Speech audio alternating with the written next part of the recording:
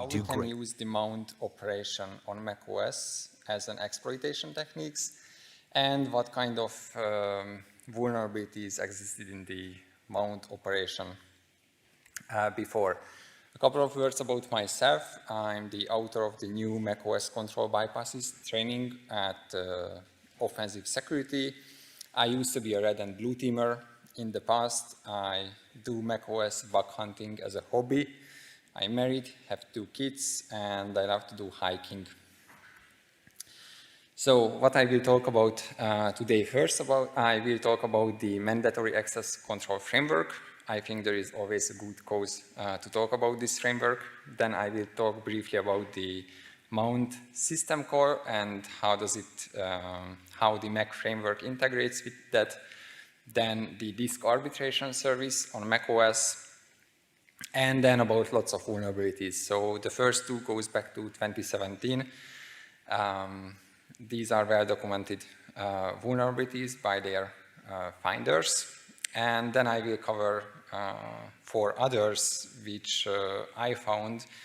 And these vulnerabilities basically allow someone to bypass macOS privacy protection or escalate their privileges.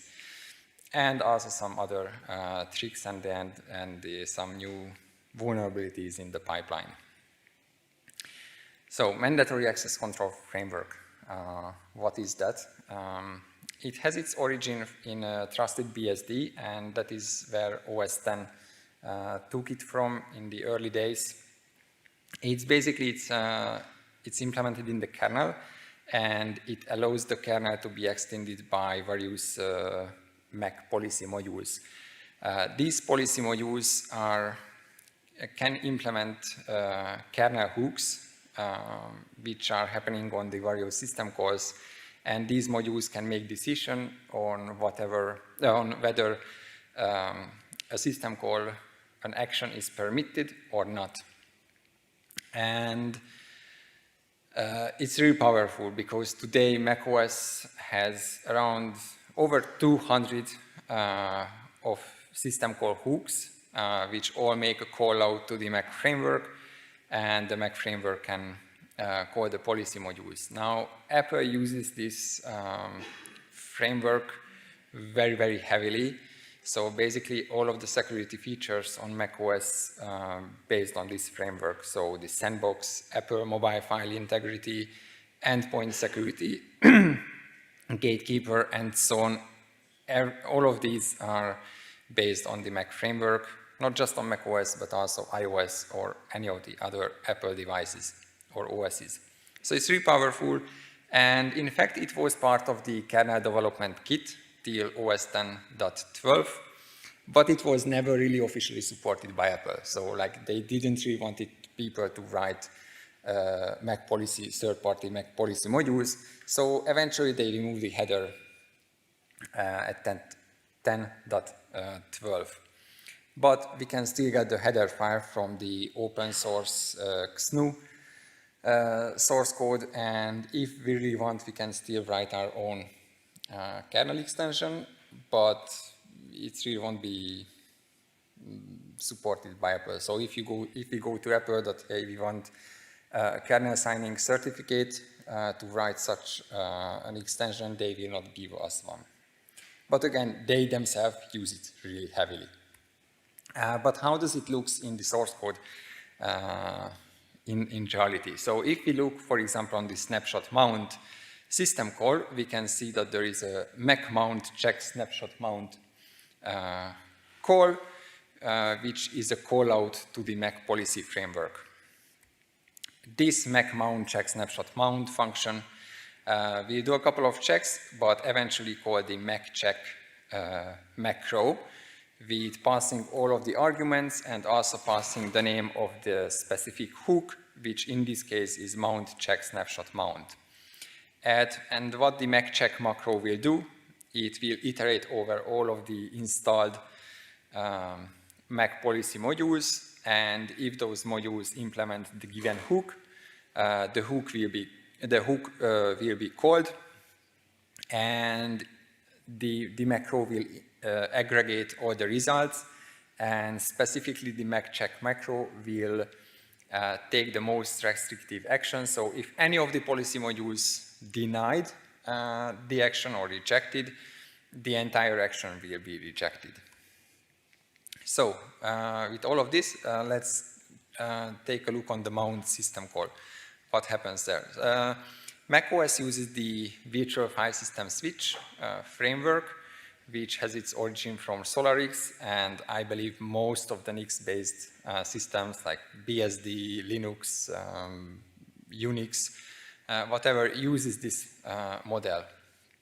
It basically gives a file system abstraction, and we can interact with the VFS as a standard file system, and the VFS will work with the given file system drivers themselves. So we don't need to be aware of APFS or HFS or whatever file system we use on our Mac.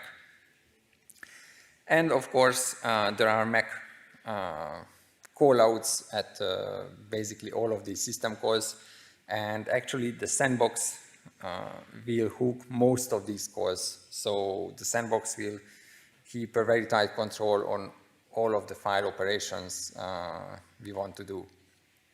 So if we have a process in user space and we call the mount system call, it will call the Mac mount other system call, and the Mac mount will call into mount common function. We can also call the Mac mount system call if we want. Again, it goes to mount common. Eventually, mount common is the function that will be a final endpoint for all of the mount system calls, and the mount will happen from that function. And in the mount common function, we have a Mac callout to the Mac mount check mount. So there will be a Mac policy check if the mount operation is allowed or not. Now, since APFS, the file system supports snapshots, which is basically a snapshot of point in time where we can always revert the OS to. And the snapshot has its dedicated system call to work with, and it will call into the snapshot mount function, and that function will make a Mac callout. So these are the points where the kernel has the ability to allow or deny an action in mount. So this is the mount system call, but we also have the disk arbitration service, what we can use for mounting on macOS. This service is a system-wide service defined in one of the system launch daemons, and it offers an XPC service. XPC on macOS is an inter-process communication mechanism, and we can reach basically most of the services through XPC these days, or maybe Mac. But XPC is much more common. And they go by name, and this is the name. So what this service can do, it can manage disk mounting, unmounting, and a couple of other operations. So if we don't want to deal with the mount system calls ourselves, we can call the disk arbitration service and let it do the mount for us. But why is it good for us? Now, this service runs as root, and it also runs on sandbox. And the service it offers is accessible from the sandbox, and it's also open source, so it's very easy to do a source code audit and look for vulnerabilities. But why is it good that it runs as root and on sandbox? So basically, when the disk arbitration service calls the mount system call, because that service will eventually also call the mount system call, what the system call will see and the Mac policy check will see is that there is a process running as root and running on sandbox which wants to perform the mount, so it's most likely will be allowed. So if we can get this arbitration service to do something for us, which otherwise we wouldn't be able to, that's a vulnerability and that's an issue. So, but of course Apple is aware of this, so to prevent abuse of the disk arbitration service, they implemented a couple of checks. So they will actually check if the caller is sandboxed, and If yes, then they will limit the mount operation to the locations where a sandbox application can do a mount. And it will also check if the mount point owner, so the directory where we want to do the mount over, is the same user as the caller process. And it's implemented in the DA server session queue request function in the DA server C file if you want to take a look. But basically on the screen you can see the two checks that happening nowadays. Okay, so this was theory, so let's talk about vulnerabilities. We will come back to the diskarbitration service specifically as well. So the first one is from 2017. It's named Sniffing Authorization Reference on macOS. And it was found by Patrick Fitzl. And he wrote a really, really long and detailed blog post about this vulnerability. So I will only cover the very high-level details of this. If you want to check, then read his blog post. Probably I could spend the whole talk just talking about this vulnerability. So some background. There is this concept on macOS of authorization. And authorization information can be passed between processes using the authorization external form. And there is also a security out trampoline process on macOS, which is a really old method, and I believe it's also deprecated, but it can execute privileged action for a process if we ask it to. Of course, we will need to authenticate.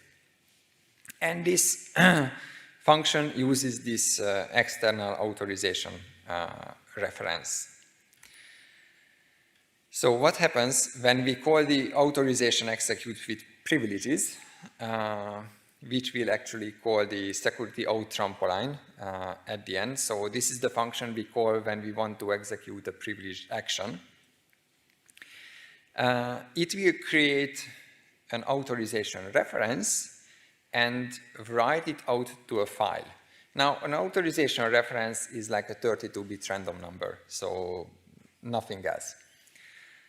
So it will write out to the file, and basically it will use this file to pass the reference to another process, and basically write it and then delete it later on. But if somehow we can get hold of this file and read the authorization reference, that 32 byte random number, we can use it later if another process performs the authorization.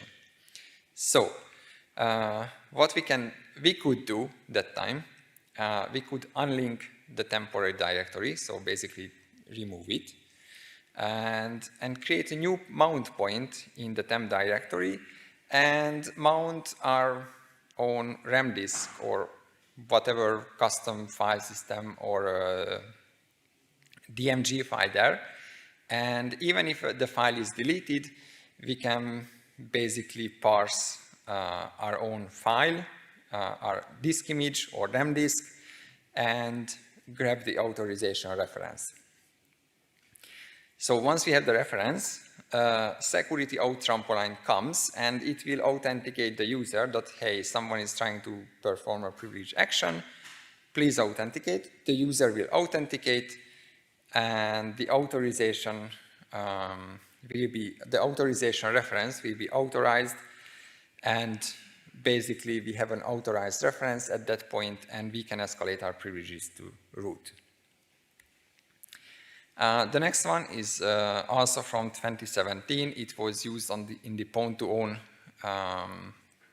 competition. It was part of a multi-exploit chain to escalate their privileges from user to root. And again, this is very well documented. It was found by Niklas Baumstark and Samuel Gross, and it's documented on their blog post. So again, just the high-level details. So diskarbitration service, as we said, it will check if the mount point has the same owner as the actual user calling the service. Now, what it did, and it did it wrongly, it checked first if the mount point existed. If yes, it checked the ownership of that location. And if it satisfied its requirements, then there were no further checks. So at a later point, it performed the mount operation. So we had a time of check, time of use issue here, because the disk arbitration service resolved the path of the mount point location and then resolved it again at a later stage. So what we could do to exploit this race condition is first we create a symbolic link pointing to a custom user-owned directory, then call the disk arbitration service with the symlink location. It performs the check, we pass the check, and after we pass the check, we repoint the symbolic link to a root-owned directory, and the mount operation will be successful. So basically, we could mount a disk over a directory which is owned by root. Now, how we can turn this to a privilege escalation? What the developers did is basically they mounted the EFI partition where the user had write access, and they mounted it over the cron tab directory, and once it was mounted, they created a cron tab for the root user, and that job was executed as root. And here's a quick demo of their exploit. So actually this is a recording of, this is my recording, but using their proof of concept. As it's a race condition, there is some time, so it has to execute a couple of times to actually win the race, but it's not so difficult, so it just takes a couple of seconds to get root.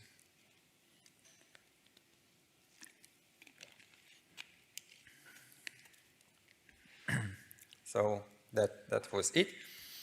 The next one is my finding, and it's a TCC privacy bypass using snapshot mounting.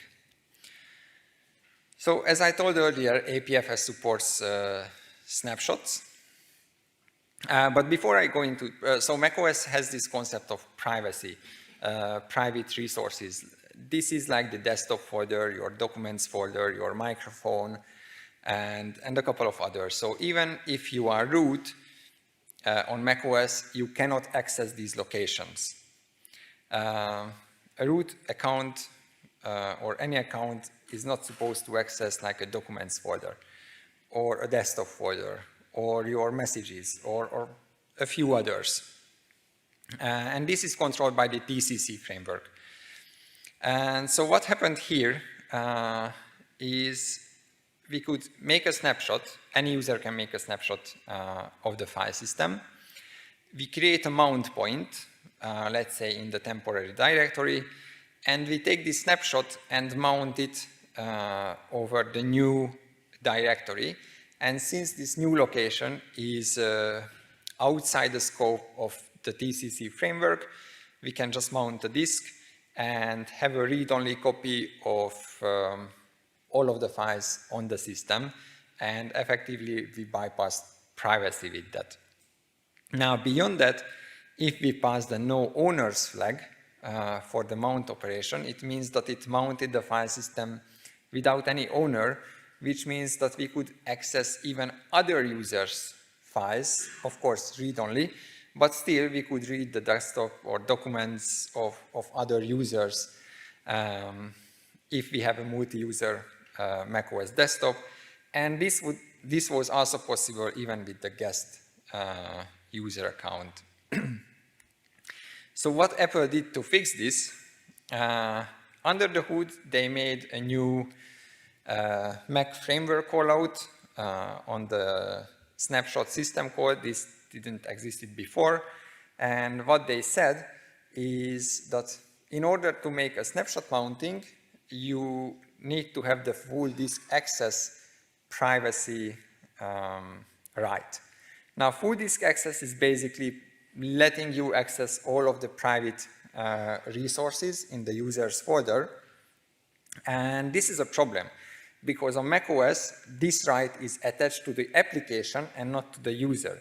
So let's say if I grant this permission to my terminal, and there are other users using the Mac, the other user can start terminal, mount the snapshot, and access my files. And this is the case today. And I think that's a problem, but they said that's how they fixed it, and they will not change it. So the next one is another TCC bypass.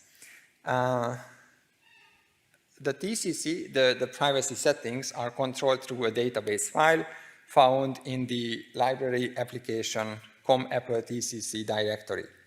Now, of course, this database file is protected, so we cannot modify it. We can't even read it.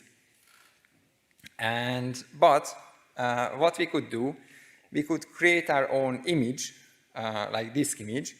We could create a custom database on that image, and then take this image and mount it over the com-apple TCC directory. So at that point, the original database file is kind of hidden or not seen, and our database file will came into an effect.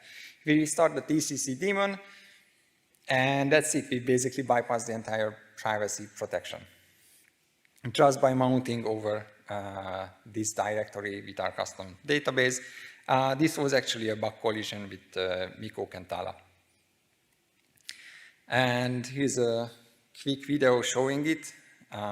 So we try to list the documents folder. It's not permitted, so we don't have access to that. We run our exploit, which will create the database and mount the disk image, and after it we can access the documents folder. Next one is another TCC privacy bypass using the app translocation service, probably one of my favorites. So app translocation on macOS was introduced as a security feature for a vulnerability, and what it does, when we download an application and we start it from the downloads folder instead of maybe copying it to the application folder where it should be, macOS will make not a copy, but kind of a copy to the temporary directory, to the app translocation /d/d directory. It's a null-fs mount, so basically it's mapping the application to another location and executing the application from the alternate location. And it's an open source project, which is not frequent, but it's good. It's part of the libsecurity translocate library, and the entire translocation feature is handled by the LSD binary. Now, the LSD binary has two very important privileges or entitlements. One is a null-fs entitlement, which allows it to perform a null-fs mount, because otherwise on macOS we cannot perform a null-fs mount. And it also has this KTCC service system policy all files, which is essentially full disk access. So how we could utilize it? We add the quarantine attribute to library. Quarantine attribute is an attribute which present on every file that we download on macOS. And this is needed for the app translocation to work. So we add it to our library, or maybe to our documents directory. We can do this. And then call the translocation XPC service, and basically translocate our library or documents directory to another location. And again, this other location is outside the scope of the privacy framework, so we could freely access, again, as read-only, but at least we could access all of the private files. And here's a quick demo of this. So here I try to access the messages directory. This is where the iMessages are stored on macOS it's again protected. We run the exploit, and we can see that it's basically translocated to this new location. So it's mapped to this new directory, and if we list this directory, then we can access all the private files again. So the way Apple fixed this, now they ask for a file descriptor in the service instead of a pass, and they also did quite a few sandbox checks. Even when we ask for the actual translocation, and also when we access this new location, there will be extra sandbox checks, so we won't be able to access the private files. And the last one is impacted an Fortinet 40 client installer, and this was a local privilege escalation. So this is not a bug in the mount operation, but this is, again, a bug how we can use the mount operation as a technique. So what the installer did, in the temp directory, it created a log file as root, because the installer runs as root. And it had a fixed content, the one we can see on the screen. And so worst case, if we create a symlink attack, because we can create a symlink in the temporary directory before the installer runs, we can redirect the file operation to a custom location, and basically we can overwrite an arbitrary file, which is like, yeah, it's okay, it's vulnerability, but it's not so exciting, like it's a denial of service, really, because we can't even affect the content of this file, so we cannot get any useful thing about it. And I started to think, okay, I can overwrite something with this. How can I turn this into code execution as root, of course? So I decided that if I look at this file as a script, as a bash script, then basically what will happen, bash, the shell, will try to execute every line as a command. Now, of course, the first one will fail, but the second, so basically if I can make up any of these commands, it will be executed as root. Now, again, the first line is not good for me, but the second and third line is interesting, because when I open a DMG, it's a disk image, file on macOS, it will mount it over the volumes and the disk image name directory. So if I have a DMG for 40 client, and if I open it, it will be mounted in volumes 40 client. So I created a disk image called 40 client, and I choose the third line. So I put in the fct data directory, and I put an executable called conf inside, and I overwrote the periodic maintenance scripts on macOS, and these periodic scripts are executed every either day, week, or month, and they run as root. Now here is a video of showing all of this, and we can simulate the execution of the periodic scripts. Otherwise, we would need to wait like 24 hours, so it would be a really long video and probably boring. But so we created the symlink, we run the installer.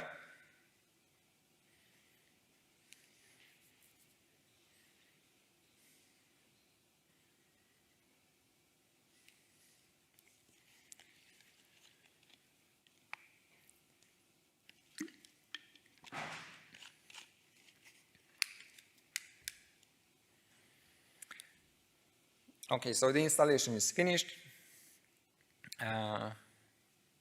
We eject the disk. Okay, so then we check if our script was overwritten. Yes, we have this content. Then we mount our new disk image. So just to ensure, we have the file on that location that is matches with the one in the script, and then we execute the or simulate the periodic script execution, which is happening every 24 hours. And then we have a shell popping up as root. So just another generic trick. If there is maybe an installer or a process that is writing to a location where we have access, like the temporary directory, in a fixed name directory, we can basically mount our disk over this directory with the no owners flag. So even if the process is running as root, we will still be able to modify those files and maybe win a race condition and again escalate our privileges through that. And interestingly, when I was preparing these slides and reviewing all the content, new ideas burn, and there are new vulnerabilities which are still to be fixed. So there are 2 new privacy bypasses, there is another nullFS bypass, and there is also a full sandbox escape I found, just similar mount tricks. Thank you.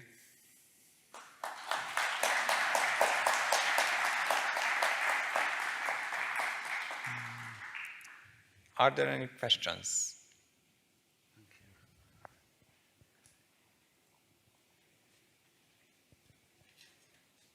Okay. Yeah. I'll bring the mic to you just a moment, please, so everybody can hear.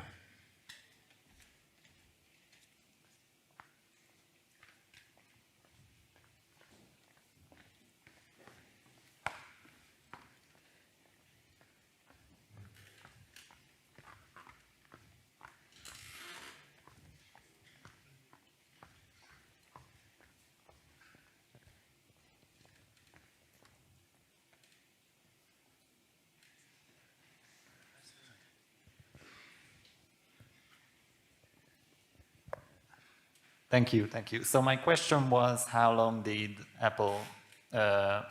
took Apple to fix these bugs? I think it varies. It ranges from a couple of months to I think 8-9 months, which from Apple it's an average. So they take these privacy bypasses fairly seriously, right? Yes, actually they do. And actually, if you participate in the Apple Security Bounty program, privacy bypasses are the bugs that they pay the mostly or the most reliably for. So yes, they do take them seriously and fix these. Thank you. Thank you.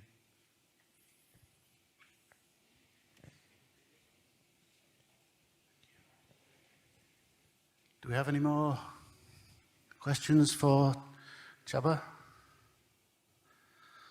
No? Right. Well, if not, you can find me during the day. So. Okay, yeah, you'll be able to find Csaba around lunchtime if you need to ask him anything else. Okay, once again then, Csaba, thank you. Thank you.